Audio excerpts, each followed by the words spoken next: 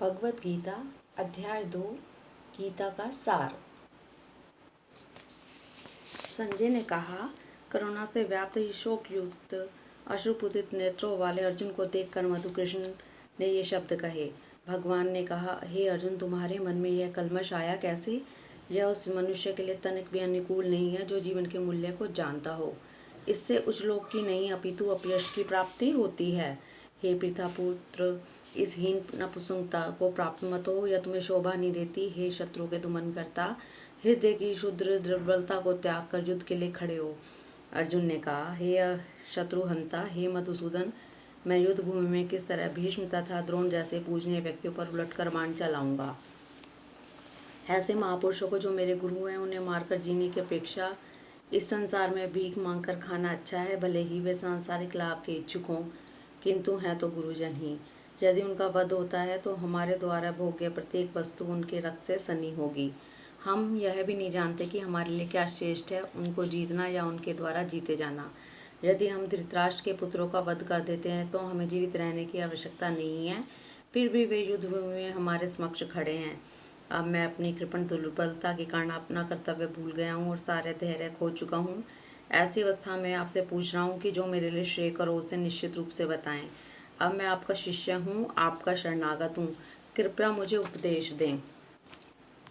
मुझे कोई ऐसा साधन नहीं दिखता जो मेरी इंद्रियों को सुखाने वाले शोक को दूर कर सके। स्वर्ग पर देवताओं के आधिपत्य की तरह इस धन धान्य संपन्न सारी पृथ्वी पर निष्कंटक राज्य प्राप्त करके भी मैं शोक को दूर नहीं कर सकूंगा।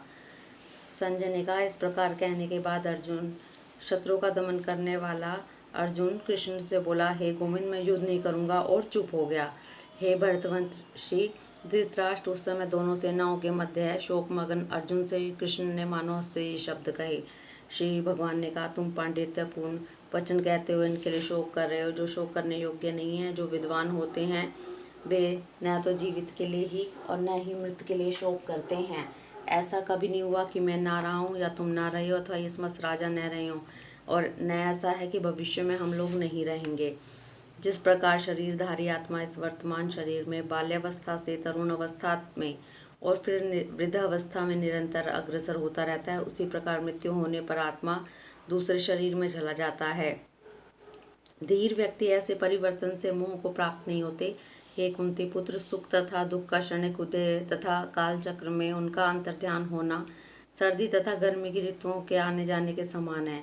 हे भरतवंशी, वे इंद्रिय बोध से उत्पन्न होते हैं और मनुष्य को चाहिए कि अविचल भाव से उनको सहन करना सीखे। हे पुरुष श्रेष्ठ, जो पुरुष सुख और दुख में विचलित नहीं होता, इन दोनों में संभाव रहता है, वह निश्चित रूप से मुक्ति के योग्य है। तत्वदर्शियों ने यह निष्कर्ष निकाला कि ही भौतिक शरीर का कोई चिरस्थायी नहीं है, किंतु आत्मा अपरिवर्तित रहता है, क्योंकि इन दोनों की प्रकृति के अध्ययन द्वारा यह निष्कर्ष निकलता है, जो सारे शरीर में व्याप्त है उसे ही तुम अविनाशी समझो। उस अव्यय आत्मा को नष्ट करने में कोई भी समर्थ नहीं है। अविनाशी, अप्रमेय तथा शाश्वत जीव के भौतिक शरीर का अंत अवश्य है। ये भरतवंशी, युद्ध करो। जो इस आत्मा को मारने वाला समझता है, जो इसे मरा हुआ समझता है, वे दोनों ही अज्ञानी हैं, क्योंकि आत्मा न तो मारता है न मारा जाता है। आत्मा के लिए किसी भी काल में न तो जन्म है न मृत्यु, और न वह कभी जन्मा है, न जन्म लेता है, न जन्म लेगा। वह अजन्मा, नित्य, शाश्वत, पुरातन है। शरीर के मारे जाने पर वह मारा नहीं जाता। हे पार्थ, जो व्यक्ति ये जानता है कि आत्मा अविनाशी, अजन्मा, शाश्वत तथा अव्यय है, वह भला किसी को कैसे मार सकता है या मरवा सकता है। जिस प्रकार मनुष्य पुराने वस्त्रों को त्याग कर नए वस्त्र धारण करता है, उसी प्रकार आत्मा पुराने तथा व्यर्थ के शरीर को त्याग कर नवीन भौतिक शरीर धारण करता है। यह आत्मा न तो कभी किसी शस्त्र द्वारा खंड खंड किया जा सकता है, न अग्नि द्वारा जलाया जा सकता है, न जल द्वारा भिगोया या वायु द्वारा सुखाया जा सकता है। यह आत्मा अखंडित तथा अघुलनशील है। इसे न तो जलाया जा सकता है न सुखाया जा सकता है। यह शाश्वत, सर्वव्यापी, अविकारी, स्थिर तथा सदैव एक सा रहने वाला है। यह आत्मा अव्यक्त, अकल्पनीय तथा परिवर्तनीय कहा जाता है। यह जानकर तुम्हें शरीर के लिए शोक नहीं करना चाहिए। किंतु यदि तुम यह सोचते हो कि आत्मा सदा जन्म लेता है, सदा मरता है, तो ये माँ बाहू, तुम्हें शोक करने का कोई कारण नहीं है। जिसने जन्म लिया उसकी मृत्यु निश्चित, और मृत्यु के पश्चात पुनर्जन्म भी निश्चित है। अतः अपनी अपरिहार्य कर्तव्य पालन में तुम्हें शोक नहीं करना चाहिए। सारे जीव प्रारंभ में अव्यक्त रहते हैं, मध्य अवस्था में व्यक्त होते हैं और विनिष्ट होने पर पुनः अव्यक्त हो जाते हैं। अतः शोक करने की क्या आवश्यकता है। कोई आत्मा को आश्चर्य से देखता है तो कोई इसे आश्चर्य की तरह बताता था, कोई इसे आश्चर्य की तरह सुनता है, किंतु कोई इसके विषय में सुनकर भी कुछ नहीं समझ पाते। हे भरतवंशी, शरीर में रहने वाली देही का कभी भी वध नहीं किया जा सकता, अतः तुम्हें किसी जीव के लिए शोक करने की आवश्यकता नहीं है। क्षत्रिय होने के नाते अपने विश्व धर्म का विचार करते हुए तुम्हें जानना चाहिए कि धर्म के लिए युद्ध करने से बढ़कर तुम्हारे लिए अन्य कोई कार्य नहीं है, तथा तुम्हें संकोच करने की कोई आवश्यकता नहीं है। हे पार्थ, वे क्षत्रिय सुखी है जिन्हें ऐसे युद्ध के अवसर अपने आप प्राप्त होते हैं, जिससे उनके स्वर्ग के द्वार खुल जाते हैं।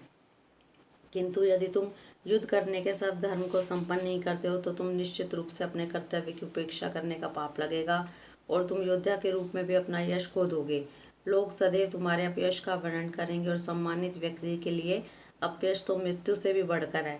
जिन जिन महान योद्धाओं ने तुम्हारे नाम तथा यश को सम्मान दिया है, वे सोचेंगे कि तुमने डर के मारे युद्ध भूमि छोड़ दिया और इस तरह वे तुम्हें तुच्छ मानेंगे।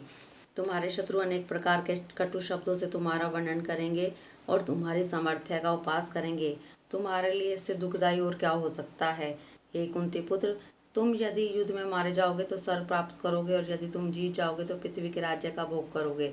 अतः दृढ़ संकल्प करके खड़े हो और युद्ध करो। सुख तथा दुख, लाभ या हानि, जी विजय या पराजय का विचार के बिना युद्ध के लिए युद्ध करो। ऐसा करने पर तुम्हें कोई पाप नहीं लगेगा। यहाँ मैंने वैश्लेषिक अध्ययन सांख्य द्वारा इस ज्ञान का वर्णन किया है। अब निष्काम भाव से कर्म करना बता रहा हूँ, उसे सुनो। हे पृथापुत्र, तुम यदि ऐसे ज्ञान से कर्म करोगे तो तुम कर्मों के बंधन से अपने को मुक्त कर सकते हो। इस प्रयास में न तो हानि है न ही हास, अपितु यह पथ पर की गई अल्प प्रगति भी मान भय से रक्षा कर सकती है। जो इस मार्ग पर चलते हैं वे अपने प्रयोजन में दृढ़ रहते हैं, उनका लक्ष्य भी एक होता है। हे कुरुनंदन, जो दृढ़ प्रतिज्ञ नहीं है उनकी बुद्धि अनेक शाखाओं में विभक्त रहती है। अल्पज्ञानी मनुष्य वेदों के उन अलंकारिक शब्दों के प्रति अत्यधिक आसक्त रहते हैं जो स्वर्ग की प्राप्ति, अच्छे जन्म, शक्ति इत्यादि के लिए विविध सकाम कर्म करने की संस्तुति करते हैं। इंद्रिय तृप्ति तथा ऐश्वर्य में जीवन की अभिलाषा के कारण वे कहते हैं इससे बढ़कर और कुछ नहीं है। जो लोग इंद्रिय भोग तथा भौतिक ऐश्वर्य के प्रति अत्यधिक आसक्त होने से ऐसी वस्तुओं से मोहग्रस्त हो जाते हैं, उनके मनों में भगवान के प्रति भक्ति का दृढ़ निश्चय नहीं होता। वेदों में मुख्यतः प्रकृति के 3 गुणों का वर्णन हुआ है। हे अर्जुन, इन 3 गुणों से ऊपर उठो। समस्त द्वैतों तथा लाभ तथा सुरक्षा की सारी चिंताओं से मुक्त होकर आत्मपरायण बनो। एक छोटे से कूप का सारा कार्य एक विशाल जलाशय से तुरंत पूरा हो जाता है। इस प्रकार वेदों के आंतरिक तात्पर्य जानने वाले को उसके सारे प्रयोजन सिद्ध हो जाते हैं। तुम्हें अपने कर्तव्य करने का अधिकार है, किंतु कर्म के फलों के तुम अधिकारी नहीं हो। तुम न तो कभी अपने आप को अपने कर्मों के फलों का कारण मानो, न ही कर्म न करने में कभी आसक्त हो। हे अर्जुन, जय तथा पराजय की समस्त आसक्ति त्याग कर समभाव से अपना कर्म करो, ऐसी समता योग कहलाती है। हे धनंजय, भक्ति के द्वारा समस्त गर्हित कर्मों से दूर रहो और उसी भाव से भगवान की शरण ग्रहण करो। जो व्यक्ति अपने सकाम कर्म फलों को भोगना चाहते हैं वे कृपण हैं।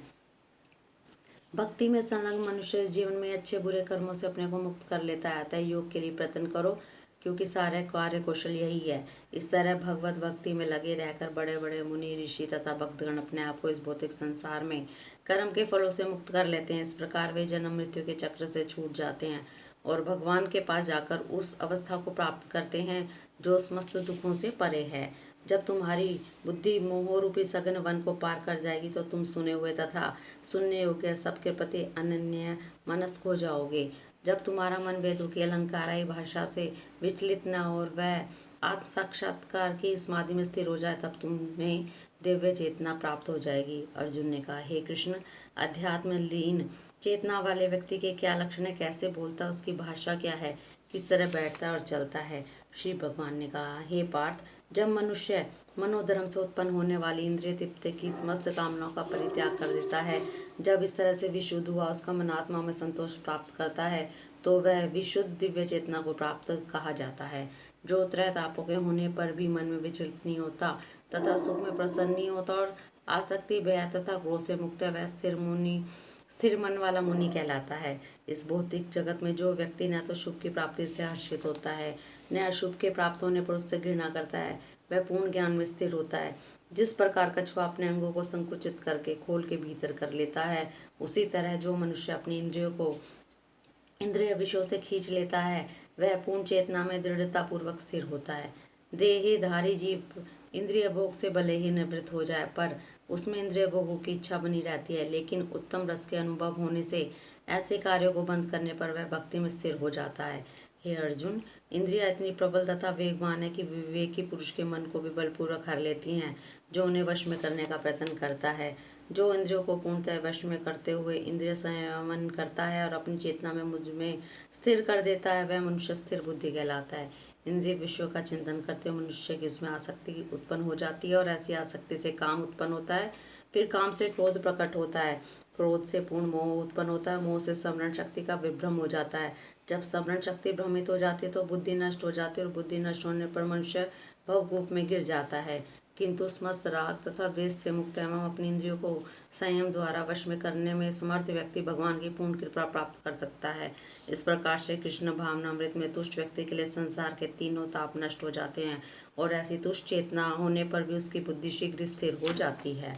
जो कृष्ण भावना में परमेश्वर से संबंधित नहीं है, उसकी न तो बुद्धि दिव्य होती है, न ही मन स्थिर होता है। जिसके बिना शांति की कोई संभावना नहीं है। शांति के बिना सुख हो भी कैसे सकता है।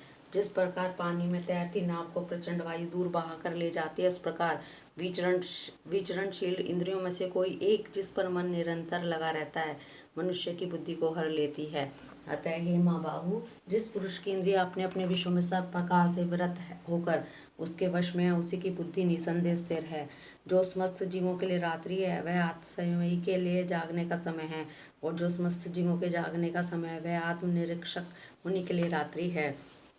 जो पुरुष समुद्र में निरंतर प्रवेश करते रहने वाली नदियों के समान इच्छाओं के निरंतर प्रवाह से विचलित नहीं होता, जो सदैव स्थिर रहता है, वही शांति प्राप्त कर सकता है। वह नहीं जो ऐसी इच्छाओं को तुष्ट करने की चेष्टा करता हो। जिस व्यक्ति ने इंद्रिय तृप्ति की समस्त इच्छाओं का परित्याग कर दिया है और जो इच्छाओं से रहित है, जिसने सारी ममता त्याग दी और अहंकार से रहित है, बस वही वास्तविक शांति को प्राप्त कर सकता है। यह आध्यात्मिक तथा ईश्वरीय जीवन का पथ है, जिसे प्राप्त करके मनुष्य मोहित नहीं होता। यदि कोई जीवन के अंतिम समय में भी इस तरह स्थित हो तो वह भगवत धाम में प्रवेश कर सकता है। इस प्रकार श्रीमद् भगवद गीता के 2य अध्याय गीता का सार का भक्ति वेदांत तात्पर्य पूर्ण हुआ। हरि ओम तत्सत। हरि ओम तत्सत।